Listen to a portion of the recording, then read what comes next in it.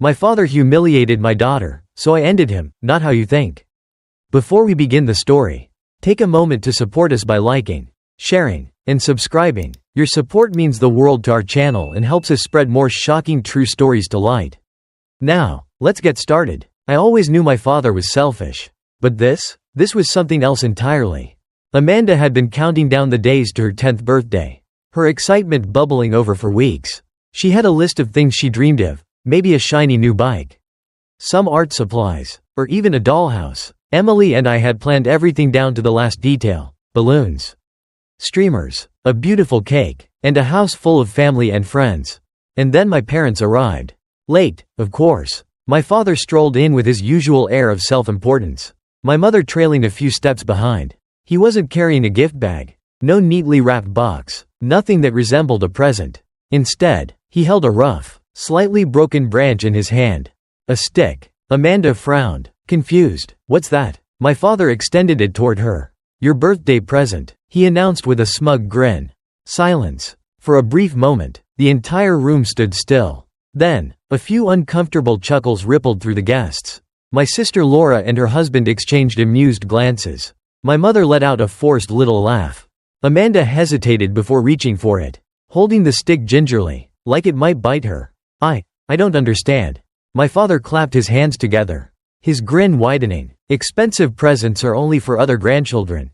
And then he laughed, a deep, hearty laugh, as if he had just delivered the punchline to the greatest joke of his life.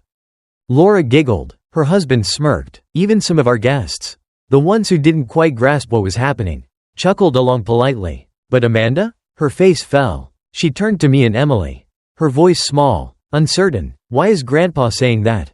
Emily immediately pulled her close, rubbing gentle circles on her back. I could see her jaw clench. She was holding back. I wasn't. I turned to my father, my voice low and sharp. "What the hell is wrong with you?" He shrugged, utterly unfazed. "You don't deserve my respect. William, you know that, so why should I spend money on your daughter?" The laughter died instantly. A few guests shifted uncomfortably, suddenly realizing they had laughed at something that wasn't funny at all. And that's when I saw red. Years of his petty games, his favoritism, his endless manipulation, it all crashed down on me at that moment.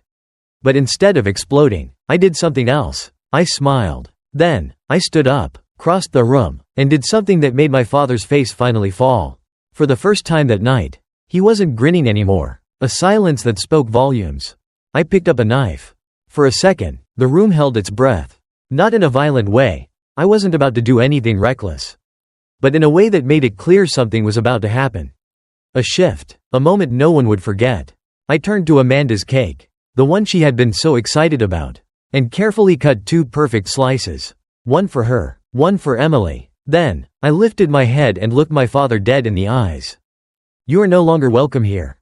Silence. Not the awkward kind, not the polite, uncomfortable kind. A deep, unsettling silence. The kind that settles into the walls. That makes the air feel heavier. The kind that makes everyone realize something has changed permanently. No one moved. No one spoke. My father's smirk flickered. Just for a second, my mother stared down at her lap, avoiding my gaze. Laura, for once, didn't have a sarcastic remark ready. Even the guests, who had been so quick to laugh moments ago, suddenly didn't know whose side they were supposed to be on. Amanda sat between Emily and me, picking at her cake with small, shaky bites. She wasn't crying, but she wasn't smiling either.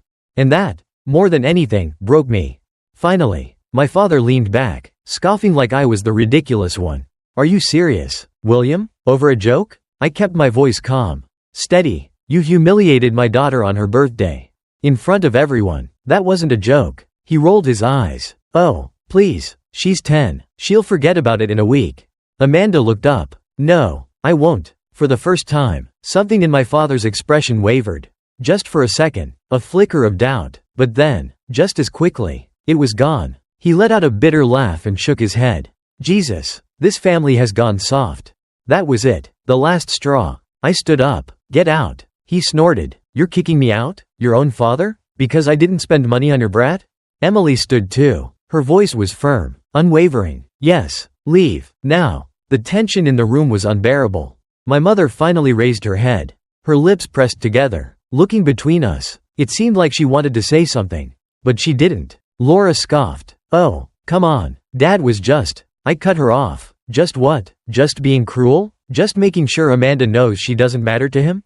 That's okay to you? She shrugged. Maybe if you weren't so. I didn't let her finish.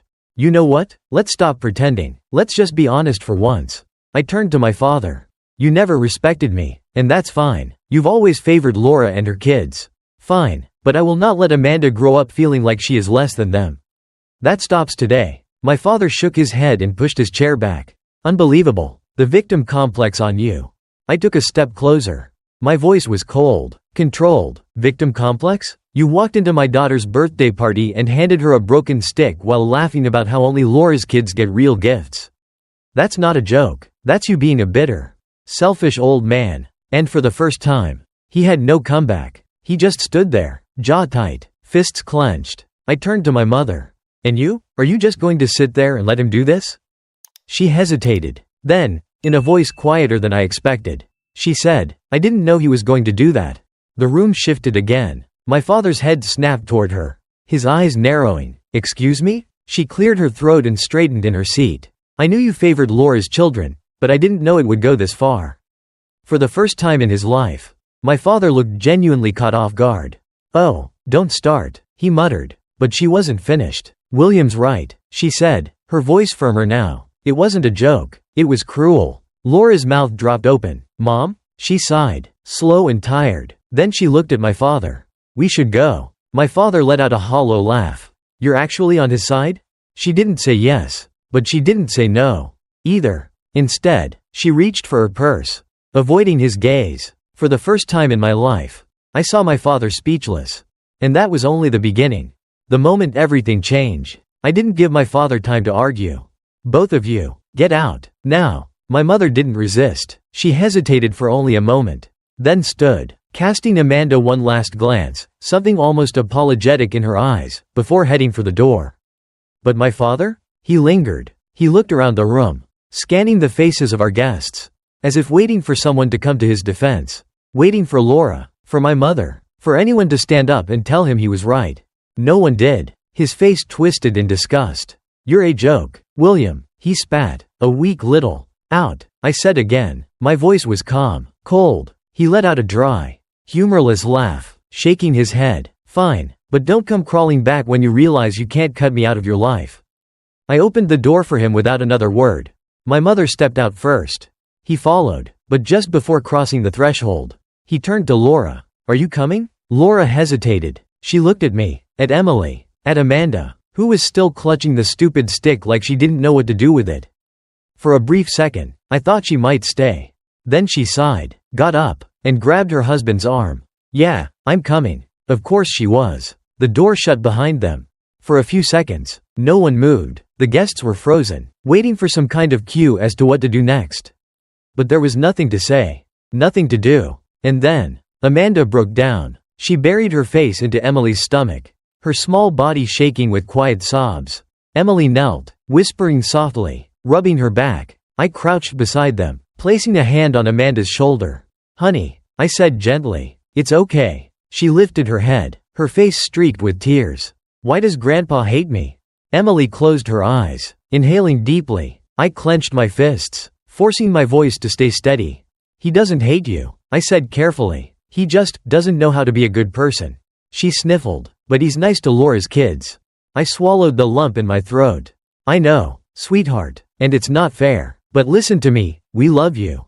More than anything, you don't need him to be happy.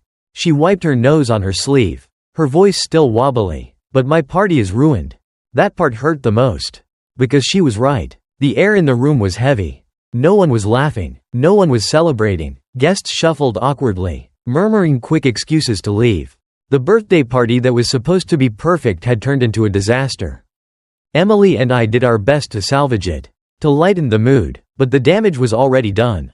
The candles had melted. The presents felt meaningless. Amanda tried to smile, tried to pretend she was okay. But she wasn't. And that's when I made a decision. This wasn't over. I wasn't going to let my father walk away from this thinking he had won. Thinking he could humiliate my daughter and get away with it. No, I was going to make him regret it. He wanted to play cruel games? Fine, I'd play too, but I'd play smarter. And he wouldn't see it coming until it was too late. The beginning of the end. My father had always loved control. He built his entire life around it, controlling my mother, manipulating my sister, and, most of all, trying to control me. But there was one thing he could never control. No matter how hard he tried. My business. I built it from the ground up. Long hours, endless sacrifices, pushing through every setback, and when it finally took off, he had the audacity to act like he had something to do with it. He never invested a dime, never gave me advice, never lifted a single damn finger to help. But the moment it became successful, suddenly, he was walking around like he was a co-founder. He introduced me to people as if I worked under him. He called it our business, even though he had absolutely nothing to do with it. And the worst part? For years, I let him. I let him because deep down, I thought maybe, just maybe, if I made him feel important, he'd finally respect me. That was a mistake. After Amanda's birthday, I stopped letting things slide. The very next morning, I called my lawyer, cut him out completely. I said, a pause. Then my lawyer's voice, careful, are you sure? Your father isn't technically listed anywhere, but he's acting as a. He's nothing. I interrupted, make it official. And just like that, I closed the door on him. Forever. At first, he didn't notice. He was too busy sulking, probably expecting me to come crawling back with an apology. But when his usual calls to my office went unanswered, when his name was quietly removed from everything he had once pretended to be a part of, he finally began to realize something was wrong. Then the storm hit. He showed up at my office unannounced, brushing past my assistant like he owned the place. William, he barked. What the hell is going on? I leaned back in my chair, completely calm. I don't know what you're talking about. His face was already red with anger. I called the bank today. They won't give me any information. I called your board of directors, suddenly. I'm not welcome at their meetings. What the hell are you playing at? I shrugged. You said I didn't deserve your respect. So why should you have any part of my business? His jaw clenched. I built this with you. I laughed. No, I built this. You just like to pretend you did. His face darkened. You ungrateful little. Careful, I warned. You're in my building, and I don't owe you anything. For the first time in his life, my father looked lost. I could see it in his eyes, the way he was struggling to grasp what was happening. For years, he had walked around like a king, chest puffed out, telling everyone about his company, his influence. And now? It was gone. And the best part? He had done it to himself. He stepped closer, as if trying to regain control. You really think you can just cut me out? I smiled. I already have. His breathing was heavy now. His hands clenched into fists. I could see the rage simmering under the surface, barely contained. You'll regret this, he finally said, voice shaking. You need me. I shook my head. No, Dad, I never did. And then I pressed the button on my desk. The door opened, and two security guards stepped inside, tall, broad-shouldered men who made my father look small in comparison. His face twisted in fury. Are you serious? I tilted my head. You think you can just barge in here and make demands? This isn't your house. This isn't your business. You have no authority here. And you never did. His hands curled into fists at his sides. His pride was unraveling, his ego crumbling right in front of me. You think you're untouchable? He muttered, more to himself than to me. Then, with a sneer, he leaned in. But let me remind you, son, I'm still your father. You don't just get to erase me. I smiled. I already did. The guards stepped forward. For a second, I thought he was going to fight back. His chest puffed out, his fists clenched. But then something unexpected happened. The office door opened again, and my mother walked in. The moment my mother took a stand. She wasn't supposed to be here. I hadn't spoken to her since the party, and I certainly hadn't invited her. But there she was, standing in the doorway of my office, her gaze shifting between me and my father. And on her face, a look I couldn't quite place. Howard, she said quietly, addressing my father, come with me. His anger flickered, replaced momentarily by confusion. What are you doing here? She took a slow breath, then looked at me. William, she said, her voice careful. Can we talk? Alone? I hesitated, glancing at my father. He was watching her warily, his face twisted in irritation. I turned to the guards. Give us the room. They nodded and stepped out, closing the door behind them. Now, it was just the three of us. My mother, my father, and me. Mom, I started, but she raised a hand. I know you're angry, she said, and I don't blame you. What your father did was wrong. I should have stopped him a long time ago. My father's head snapped toward her. "Barbara, what the hell?" She ignored him. "But you need to listen to me," she continued, her eyes on me now. "This isn't just about you. This is about me, too." I crossed my arms. "Go ahead." She hesitated. Then, in a voice barely above a whisper, she said something I never expected. "I want out." I blinked. "Out of what?" She swallowed hard. "This. Him. The life I've been trapped in for decades." My father paled. The anger drained from his face, replaced by something that almost resembled fear. "What are you talking about?" he asked, his voice suddenly hoarse. She turned to him, and for the first time in my life, I saw pity in her eyes. "Howard," she said quietly, "I've spent my entire life keeping quiet, watching you play favorites, watching you tear William down because you can't stand that he's better than you." His mouth opened, then closed. She turned back to me. "I should have left a long time ago," she admitted, "but I was afraid. Afraid of losing the house. Afraid of starting over. Afraid of being alone." She exhaled slowly. "But I'm not afraid anymore." I stared at her, trying to process what she was saying. "You're divorcing him?" She nodded. "If you'll help me." My father slammed his fist on my desk. "Are you out of your damn mind?" She flinched, but didn't back down. "No, Howard." She lifted her chin. "I think I'm finally sane." He turned to me now, his face red with fury. "This is your fault. You're poisoning her against me." I leaned back in my chair, unfazed. "No, Dad, you did that all by yourself." And for the first time in his life, my father looked powerless. The collapse of a tyrant. My father was shaking now, his fury barely contained. His hands gripped the edge of my desk like it was the only thing keeping him standing. "You're serious," he said, his voice quieter now, almost disbelieving. "You're really leaving me?" My mother nodded. "Yes, Howard, I am." His breathing was uneven. "You're making a mistake," he hissed. "You think he'll take care of you? You think William will save you?" He let out a bitter laugh. "Newsflash, Barbara, you walk out on me. You get nothing." I tilted my head. "Are you sure about that?" His sneer faltered. "What?" I leaned forward, my fingers tapping lightly against the desk. "You never handled the finances. Dad, you never bothered to. You just barked orders and assumed everything was under your control." His eyes darted to my mother now. "Barbara." She met his gaze, and for the first time, I saw something in her expression I had never seen before when she looked at him. Indifference. "I already spoke to the lawyers," she said calmly. "Everything in my name is mine. Half the house, half the savings, and considering how much I've put up with over the years."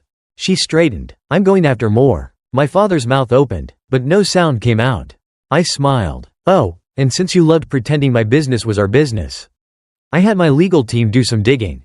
His breath caught. "You took out loans in your name," I continued, my voice light, almost amused, "assuming I'd cover them with company funds." His face turned a sickly shade of pale. "Guess what happens when those loans don't get paid?" I leaned back, watching the horror slowly dawn on him. "The bank doesn't come after me. They come after you." He stared at me, finally realizing just how deep he had sunk.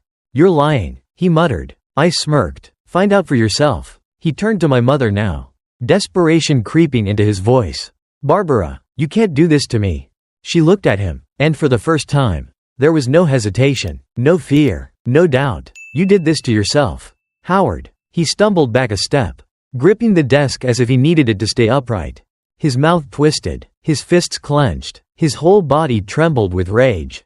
"You ungrateful little—" I cut him off. "No, Dad." My voice was firm, final. "That's who you are." I stood up now, looking him dead in the eyes. "You were given a family. And instead of loving us, you played favorites. You had a son who built something incredible. And instead of being proud, you tried to take credit. You had a wife who stood by you for years. And instead of appreciating her, you treated her like she was disposable." I shook my head. "You lost everything, Dad, and you have no one to blame but yourself."